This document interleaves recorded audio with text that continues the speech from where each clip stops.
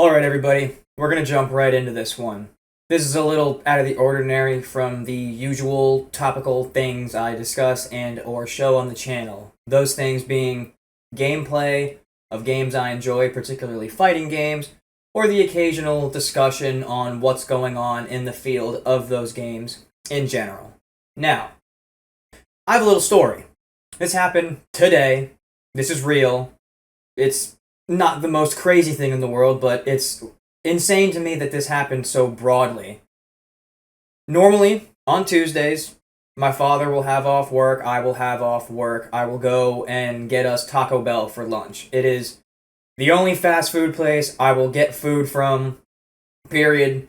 I can't even remember the last time I've been to McDonald's, Burger King. Even all of my points from said apps have expired or are going to expire from how long it's been since I've been to those establishments. Nevertheless, Taco Bell is the one I go to the most. It's a nice little scenic drive, yada yada yada. So, I go there, order my food per usual. I notice the price increase. My double beefy cheese burritos went from $2.99 to $3.19, and the drinks are now $2.99 for a medium and $3.19 for a large. In what world does sugar water cost as much as beef, cheese, beans, sauce, and a tortilla shell? It doesn't. It doesn't. And I've always stood up for Taco Bell, but when it comes to things like this, it just rubs my skin the wrong way. Be that as it may. On the way out of the parking lot, I am leaving. There's a dude parked horizontally in the vertical spots, not even in the spots, but off to the side. And I notice a little bit of a commotion. He seems to be struggling with something in the back seat. I'm not sure what he's struggling with in the back seat until I notice two children, in car seats, mind you, so no older than 4 or 5 years old. He overhands, I'm talking a full 30-year-old man, mid-30s roughly, overhand a Halloween bucket into the back seat. And I was like, there's no way he just threw this at his children. There's no way. But with further inspection, that's exactly what he did. He overhanded, like from soccer when you're outside of the field and you throw the ball in for a play after a foul or a penalty or whatever. I'm not familiar with soccer or football to the rest of the world. But he overhanded it very aggressively, and when I look in, his child's face is beet red. Whether it was from crying and fussing for who knows how long, or receiving the bucket to the face from his father, presumably. And I pull next to him, I give him the, "What are you doing, buddy? Like, what's going on here? You know that I just saw you do this," and he gives me the, "Shoot, go on, get." So, to minimize more trauma to his children, I'm not just going to step out of the car and start whooping ass. That's not probably the most appropriate thing to do in that period. So, I pull into the establishment next to me, happens to be the Starbucks, and I call Taco Bell instead of the police first because he's on their property. I figure they can do more to give the officers information of what's going on. But as I call Taco Bell and, give them the information of what I just witnessed, they come outside and the driver leaves the establishment. Lo and behold, he pulls in to the Starbucks that I just pulled into and goes into the drive-thru. So now I can get his license plate visually, and I, conveyed that to the workers from Taco Bell, and they conveyed that to the officer on the line.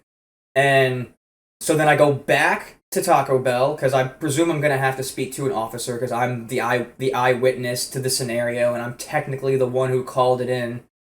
And they happen to have a recording of it. Thank goodness for cameras. Had there been no cameras, this might have been just what it was. A father angry at his 2 infant children, and from what I saw, from what it looked like, he allegedly hit them in the face with this plastic bucket. I don't condone hitting your children, and I mean this sincerely. If you are someone who's going to hit your children, maybe don't do it in a parking lot that's completely surveillanced by cameras and or Samaritans in this case who are willing to go the extra mile. It's what people should do if you see someone in distress, not even children, but more so for children. And thankfully, we had the video evidence, and in corroboration with my statement, they were able to send an officer and, hopefully correct the situation and rectify it and or figure out what exactly was going on. Now, I felt the need to explain this because I watch a lot of videos, and it seems like the world lately is not willing to help one another. It seems like people are more wanting to record something or post about it rather than just actually intervene and make a difference in someone's lives. In this case, 2, 3 to 5-year-olds. It's wrong that happened, and I'm thankful that I was there to hopefully put an end to the situation.